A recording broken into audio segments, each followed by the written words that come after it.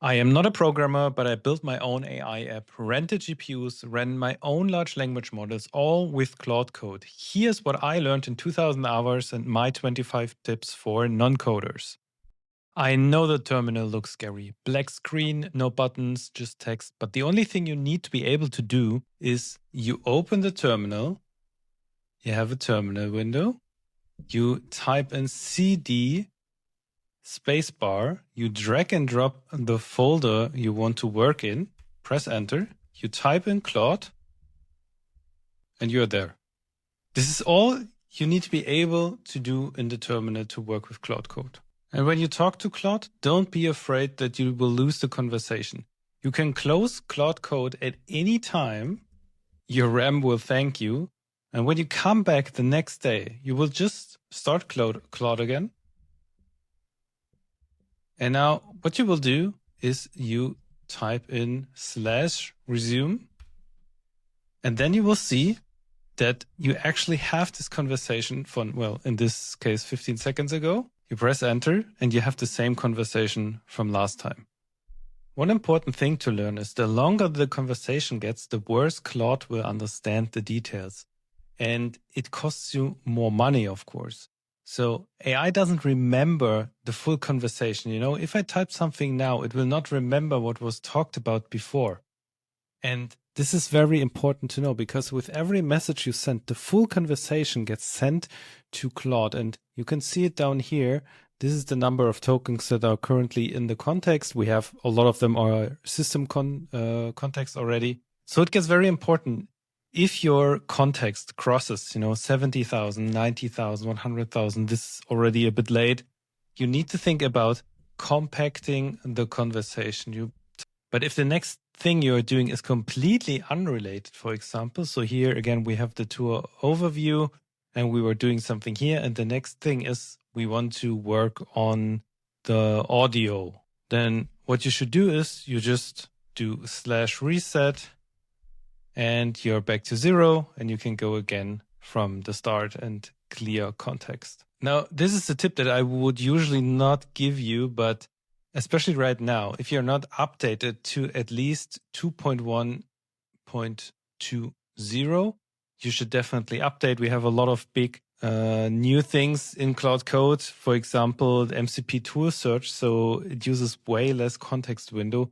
Super duper important. So always keep up your Claude Code to the newest version. If you're working on something important, I would highly recommend to duplicate your project folder before, start working on it. I do this at the start of the day when I want to create some new features. So I basically just duplicate the folder, give it a new name usually from the date, and then I will continue working on the main folder.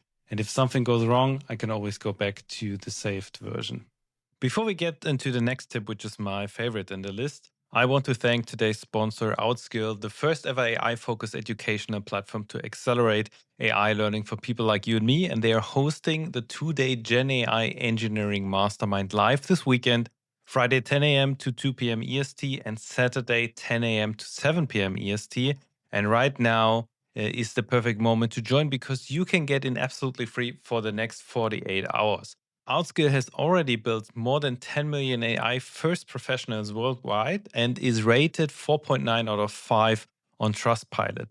In 12 hours, you will learn how developers can boost their productivity and build AI agents, build end-to-end agentic workflows using tools, automations, and multiple LLMs, build a team of AI agents from scratch or live, companies that are adopting Gen AI through their use cases and demos. Not just that, if you attend both days, you are walking away with free bonuses worth hundreds of dollars, an AI engineering prompt Bible with specific career-related prompts, ready to implement custom GPTs that make you work 2 times faster, access to high-profile Git repositories with dozens of Python scripts and notebooks, along with a multi-agent AI template you can study, debug, and build on. And here's the most interesting part. When you sign up, you'll get access to the 2026 AI Survival Hackbook, a comprehensive compilation of the upcoming AI shifts in 2026 and the practical steps you can take to be prepared. So seats are limited. Use the link in the description to join and also join the WhatsApp group community to stay updated before the big blast. Now back to the list. One big tip is use a Dictation app. So I use OpenSuperWhisper. This is the app you can see here. It's free and you can bind it to any button. So I have it on my mouse. I just press on it. I talk what I need to tell Claude, and then I press it again and it gets transcribed and I send it directly to Claude. This is way, way faster than typing, so you can save a lot of time with this. When you can show an issue that you have visually, this helps a lot. So what you do is you take a screenshot from the problem, like this, for example, and then all you have to do is you drag and drop it into the conversation with Claude. And then you can just tell it what's wrong about the image. And so it can also see where the problem exactly is. And when you're working on UI changes and it's just not working, draw a red circle or some arrows on your screenshot like this, for example. And then you can tell it like, reduce the white space by like 30%, move it to the side like by 20 pixel or whatever. And Opus 4.5 got a lot better with this. The versions before, I just lost my mind when trying to fix some UI. Though there's a way better way to fix things. So if something breaks, then don't just say fix this, say add logging and I will test it again. You can see it here, for example. You test then the output and just copy it over. So for example, in the browser, you can do copy console and then all you do is you copy it over to Claude. If it's clear what the issue was and you talked about it before, you can basically just send the logging. But otherwise, of course, tell it exactly what the problem is. While Claude is coding, I always recommend that you also continue reading what it says, because a lot of time you can catch things that are going in the wrong direction. And then what you will do is you just press escape and it will stop Claude on what it is doing. And then you tell it what went wrong. You say like, I can already see you're going in the wrong direction. Can you please keep this in mind or change this? This will help you instead of just, it will completely change your app and destroy everything. And then you have to fix it again. So always be aware of this and make sure to interrupt it when you already see something going in the wrong direction. What you can also do is if something went wrong, you can press escape twice and then you can go back to the last state. So you can revert any changes that have been made either to the conversation or even to the code. So this is a very easy way back to the last point. Now I don't have any history here, but if you're talking to this, then you can just go back to the last points and it saves you a lot of time if everything broke and you want to have it working again. Then we should talk about agents. You can tell Opus that it should send, for example, an Haiku agent to search the code base for all hard-coded text. You can tell Opus to work like an orchestrator and, tell Haiku to do all the manual work. And this keeps the context low on your Opus, which is crucial, especially if you have only the $20 plan. And Haiku can do all of the hard work and it will be faster and way cheaper. You can also always, if you put in /agents, create your own agents for your specific tasks that you have to do again and again. Here you can see, for example, a few that I did, and you can choose the model. I can tell you for most of them, I use Haiku now because it's just super fast. It's so much cheaper than Opus. So you can always just delegate those tasks over to Haiku. For example, you search for something, you have a long code base and you're searching for something specific, roughly where it is. And then you can tell Opus, send out a Haiku agent and find this specific logic. I want to see how it is implemented, for example. What are agents for? This can be multiple things, but, stuff like researching, searching in the code, finding specific logics, anything that needs a lot of context, but it's just prep work. So it doesn't come into your main context window. So just let an agent handle this. Opus also uses agents on itself, but if you have a specialized one, tell it to use it, tell it how it's called and use it for the task. Now, when we talk about agents, of course, we also have to talk about skills, and they are a bit different. It might be a bit harder to understand at the start, but skills are very specific things on how to do something. And it's a bit like, as a human, if you do some work and you learn about it, then you remember it and you can do it again. An AI can't do this. So what we do is we create a skill where we tell it, this is exactly how you do this. And then when the task comes up again, you tell it, hey, here is skill XYZ, use it to do this task. And then it will already know how to do it. So for example, you can see that I taught Claude how to do images, for example, how to do image to video, like all of those things you can teach Claude in those skills. And one easy way how to do skills is you find a YouTube video, that explains something very well, that, maybe you're following someone that explains things and you think this is the exact way how I want to do it. Then you take the transcript from there. You can even tell Claude Code to get the transcript from the video. You give it to Claude and then you say, analyze how this task is described in the video and how to do it in the best practice. And then you test it out, you let it do, you let generate an image or a video, for example, according to what the script was. And if you are happy with the result, you tell Claude to save what it learned in a skill. So you don't need to prep the skill before. You can just tell, so everything what we learned here, just put it into a skill. And the next time you need it, you can just use it again. And this, of course, does not have to be like a human skill.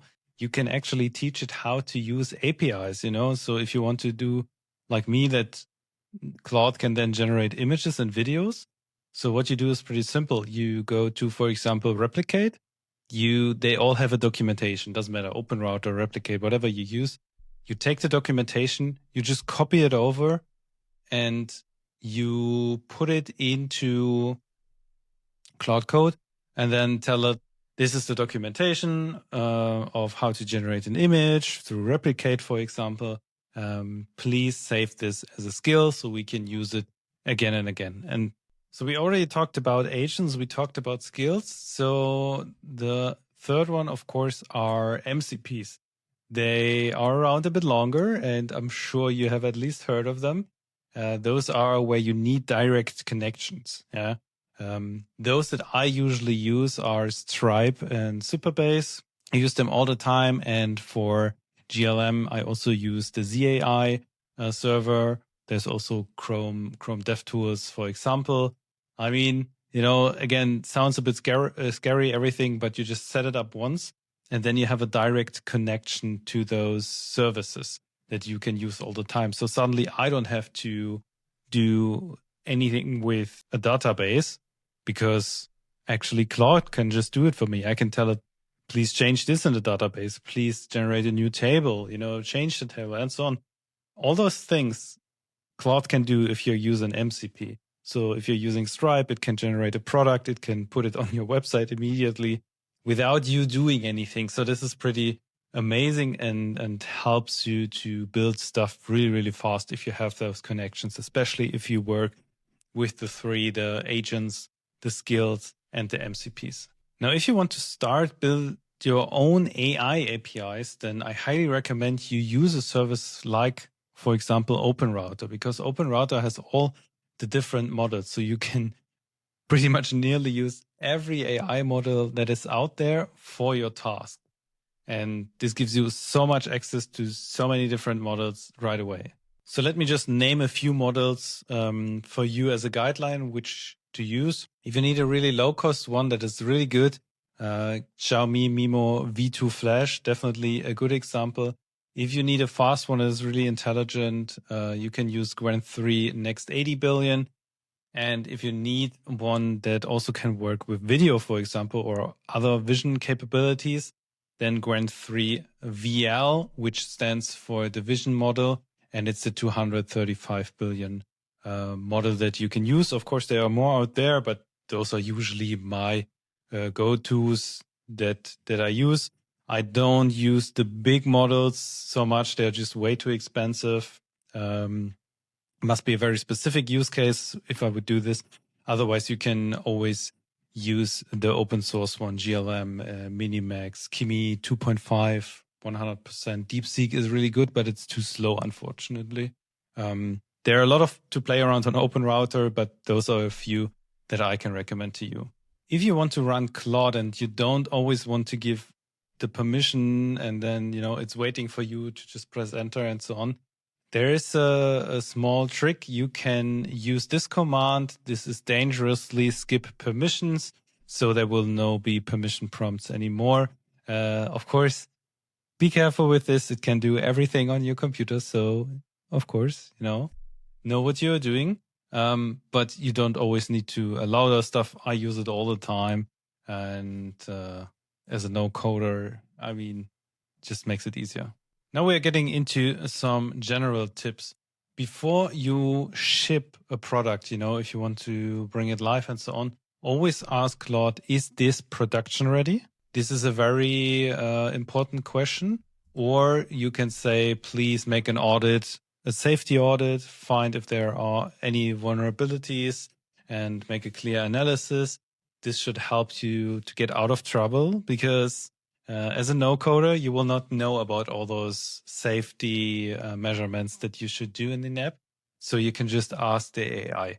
And this also connects to my next tip. For example, if you want to host something, you want to bring your website online, you want to bring an app online, just ask Claude on how to do it. This is a skill that you need to learn. You will get onto many points where you're like, okay, what do I need to do here? I'm not a coder. I have no idea. So what you do is just you ask Claude, this is the problem. How do I solve it? And then I would always use something like, production ready, because otherwise you could get a solution that is not production ready. But always, keep in mind, always tell it what's the end goal, I want to release my app and it needs to be safe and so on. So if you don't know anything, ask Claude. It's super, super simple, but you need to get this into your head. And then it's very important. You don't need to understand the code. It's like with your phone. You also don't understand how the chip inside and everything works, but you can use it and you can do stuff with it that makes you money. For example, you can call someone and work and stuff like this. And you don't need to know how the code works. Claude can do this. You just need to understand about how the logic works. What do I want to achieve with something? What is supposed to do when I press a button? What is supposed to do when I switch a tab? Those are things that Claude needs to get from you so it understands what to do. And then it can build on it and do all the technical stuff. So that is 200 hours experience in Claude Code compressed as a non-coder. I'm 100% not the best guy in using Claude Code. I'm sure you will be able to read it in the comments by real developers. But still, I hope it helps you, because most importantly, you just need to start and experience it yourself and you will learn from it and you can figure it out on the way. But when you learn this skill, you will be able to do so much more. So check out OutSkill. Thanks so much for watching and I will see you in the next video.